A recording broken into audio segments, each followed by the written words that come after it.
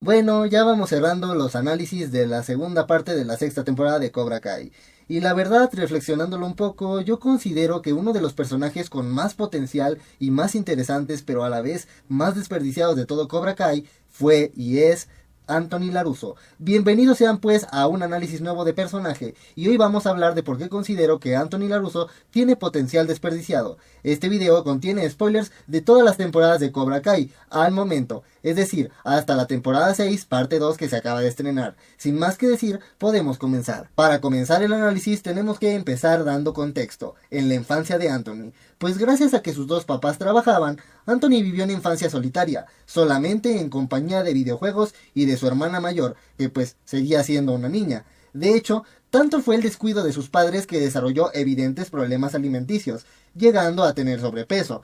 Pero no es de extrañarse que su físico creara complejos bastante serios en él en el futuro, lo que lo afectaría a nivel emocional y también a nivel social más tarde también. Y de hecho, esto es algo que le dice la psicóloga a Amanda y a Daniel en algún punto de la serie, y es algo que nosotros podemos deducir por las interacciones entre Daniel y Anthony en la primera temporada o incluso en la segunda temporada, donde el niño se veía comiendo en exceso y aparte jugando videojuegos. Ahora vamos a hablar de cuando Anthony entró a la secundaria, de su etapa de bully. Esta etapa es demasiado corta y tampoco nos dan mucho contexto de cómo fueron sus primeros días en la escuela, porque básicamente la serie se porta igual que Daniel. No le presta nada de atención, pero aquí estaba una minita de oro para formar a un personaje más complejo. Aquí pasan dos cosas, no nos aclaran por qué Anthony bajó tanto de peso o si él fue víctima de bullying en la escuela por su peso y eso lo motivó a bajar de peso, pero yo creo que más bien tiene que ver con su deseo de evitar el bullying a toda costa. Entonces, supongamos que Anthony antes de entrar a la escuela secundaria bajó de peso porque sabría que sería un blanco fácil para burlas y acoso escolar. Entonces, seguramente cuando entró en la secundaria, Anthony se vio la necesidad de socializar. Sin embargo, como a lo largo de su infancia no fue desarrollando estas habilidades sociales, lo primero que se le ocurrió para ganarse amigos fue aprovecharse de la popularidad del apellido LaRusso. Con tal de tener amigos, era capaz de mentir y alardear sobre sus habilidades de karate. Él se comenzó a juntar con falsos amigos que solamente lo seguían por interés y además aprovechaban el alto estatus que les daba ser amigos de Anthony LaRusso para ser unos bullies. Y así fue como lentamente Anthony se fue acostumbrando y sintiendo cómodo con la situación de ser bulleador, hasta que dejó de importarle, aunque de repente sí tiene pequeños destellos de remordimiento en los que sí duda si ser violento con Kenny está bien, por ejemplo. Sin embargo, la mayoría del tiempo se deja influenciar por sus amigos, amigos los cuales desaparecen cuando Kenny le empieza a hacer bullying a Anthony. Entonces es demasiado curioso. Todo esto nos lleva a analizar la relación de Anthony con sus padres, con quienes no tiene muy buena relación, la verdad.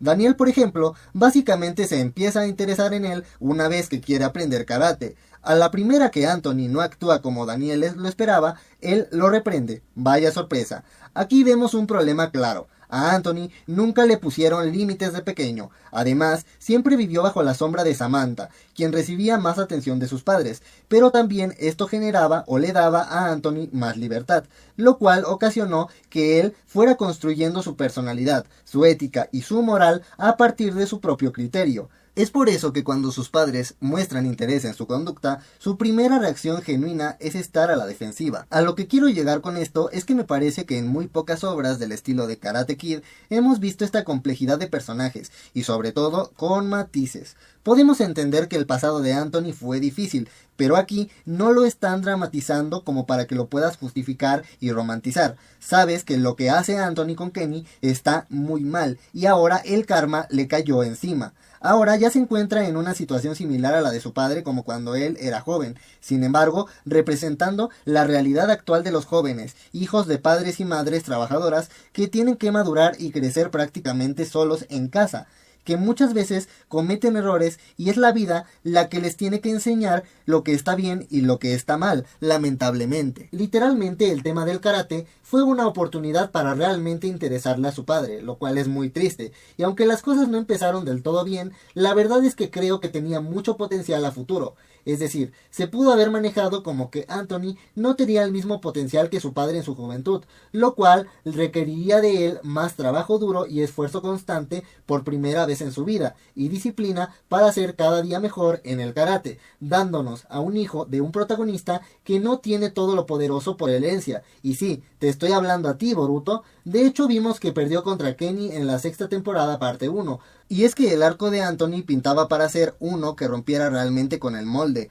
Porque para el punto en el que Anthony se empezó a involucrar más dentro de la serie, hay que tomar en cuenta de que ya existían mínimo 4 personajes con el mismo motivante para unirse al karate. Halcón, Dimitri, Kenny y Miguel empezaron recibiendo bullying y por eso se unieron a aprender karate, para defenderse. Y también para ese entonces ya teníamos a 2 hijos talentosos de protagonistas que pues habían heredado las dotes físicas de sus padres, Samantha y Robbie. Así que Anthony era perfecto para romper con este molde y darnos algo totalmente nuevo y fresco realmente, porque no nos hagamos pendejos, Kenny es una copia barata de Hawk. Y con Anthony lo que más me gustaba era que comenzábamos con un hablador que recibe su merecido y que ahora se ve obligado a protegerse y lidiar con las consecuencias de sus actos.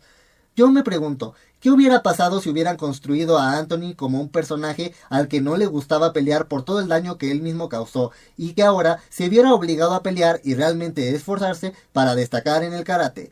Y miren, sea como sea, al final de esta serie, Anthony está siendo relegado igual a un tercer lugar porque incluso Kenny está brillando mucho más que Anthony. Y eso que es un personaje 1000 veces más original que Kenny. Y eso hay que admitirlo. Yo siento que con el personaje se iban a identificar muchos niños y niñas, hijos de padres trabajadoras. Además de que sería un ejemplo claro de qué es lo que no se debería hacer. Si es que no tienen a sus padres cerca, el personaje podría ser un claro ejemplo de cómo redimirse, de por qué está mal hacer bullying al final de cuentas. Además, por último quiero agregar un dato que me parece curioso. Me parece interesante que Daniel justamente está replicando los mismos patrones que su madre con él, pero esta vez mi consideración es que no es de una forma tan justificada, porque cuando llegó Daniel y su mamá al valle, ellos no tenían un buen trabajo o un buen nivel de vida como si lo tiene Daniel, así que Daniel como padre no tiene muchas excusas para desatender a sus hijos, en especial a Anton. Hasta aquí el video de hoy, espero les haya gustado y si es así, por favor denle me gusta y cuéntenme en los comentarios, ¿ustedes creen